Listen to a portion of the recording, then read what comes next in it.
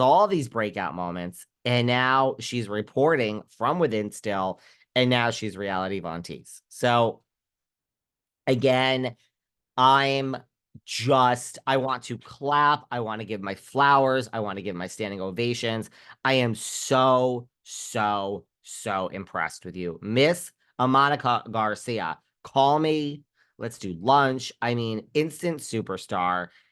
Ugh, girl, don't let it go to your head. That's the thing. I say this to all of them. I sat here. Whitney Rose. Go listen to my Whitney Rose interview. Go listen to my interview with the professor, Miss Osefo. Don't sit here your first season and say you're not Sai De Silva. Although I don't think Sai has changed, by the way. I mean, we're only going into our second season, so let's not give it. It's when it just, they all change. They all change. Look, people have accused me at times of changing from day one, David. I haven't.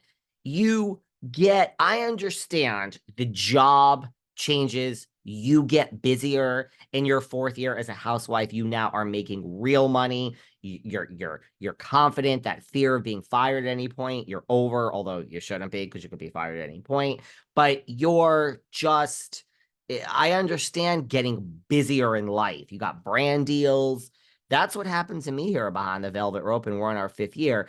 I don't think I've ever changed. And a lot of people haven't accused me of that. But these housewives, the fatal mistake they make is they just think that and I don't get that. I mean, maybe it's because I've seen every aspect of it, but if I became uber famous tomorrow, I would not change.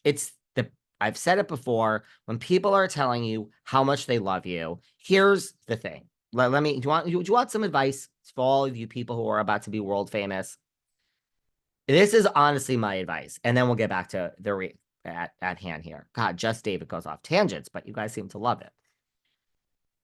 Say you became famous tomorrow. There's going to be so many people that love you, that live for you, that would die for you, that will tell you how much they love you, and just you are it.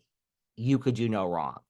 Then there's going to be a whole half of the people that hate you, that you can't do any right. You could fly in on a unicorn with rainbows coming out of your ass, save every third world country there is, adopt every needy child, give all your money to charity, and be more of a saint than Mother Teresa, and still they're going to hate you. And you know what? Neither of them know you. And that is what you need to remember when you all become world famous. Neither of them know you. So you cannot let the bad in, and you cannot believe all the hype of how much you're loved.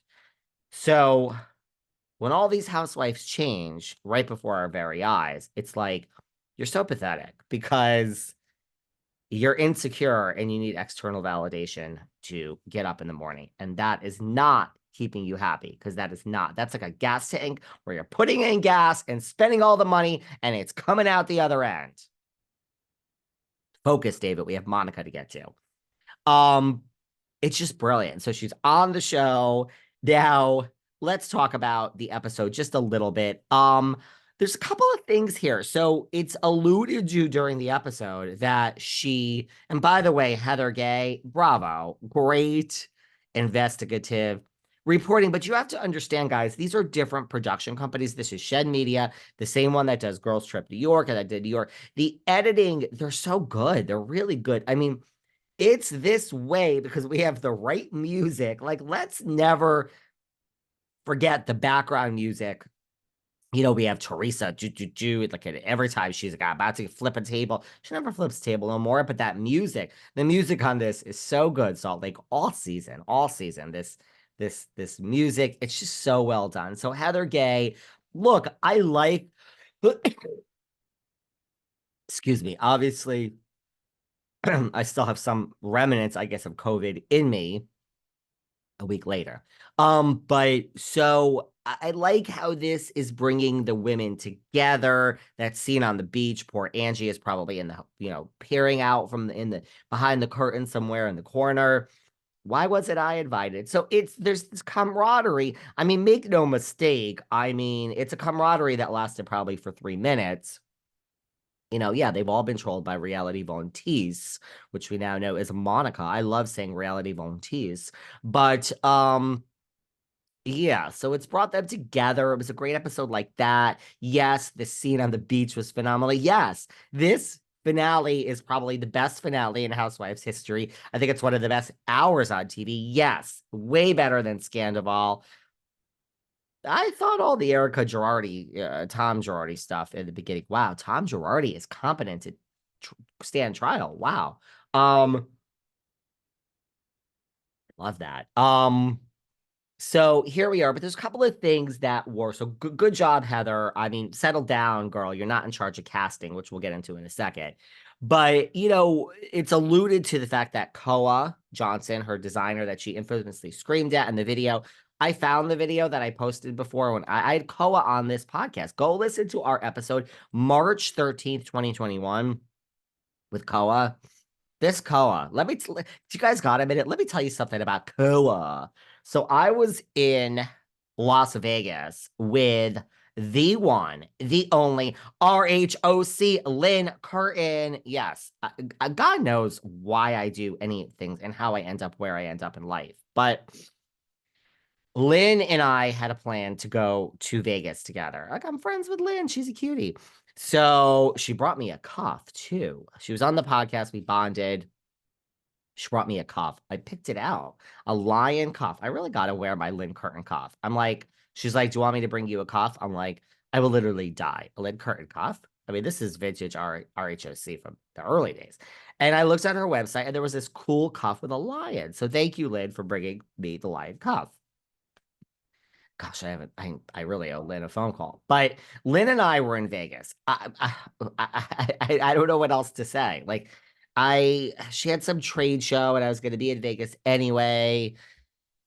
And then there was a plastic surgeon or an injector there that wanted to give us free product. And a girl, there's nothing I love more than free filler, Botox, threads. So Lynn and I were like, we'll put it on our story if it's free. So we went to some random person's place in Vegas and I think Lynn got threads. I had threads for the first time. They actually worked. And I had Botox and filler for free. Thank you, whoever doctor that was. But I was in Vegas with Lynn Curtin, and it turns out we were interviewing Koa, and I'm like, fuck. This was when the whole thing happened when Jen went crazy on Koa with a video, and I was like, oh my God, we're going to get an exclusive with Koa. I literally remember being like on the floor room of Lynn Curtin's hotel. I mean, I had my own hotel, but we were hanging out, preparing for this interview with Koa because it was like, holy shit. It's like, I have no time to prepare.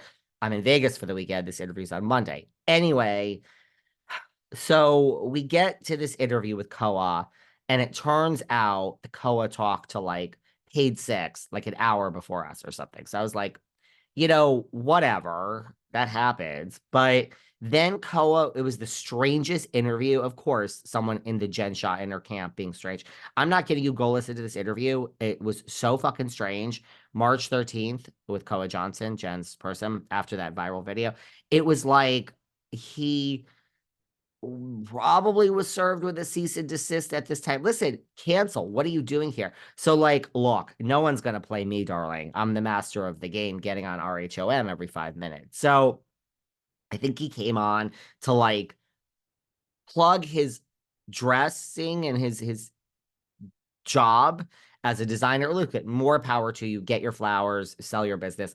But that's not how it works. Like, real celebrities come on this podcast and we all understand, if you're Jenny Garth, we can talk about your new, wine, but we're talking about Kelly, from 90210 for 45 minutes, and then you can plug whatever you want.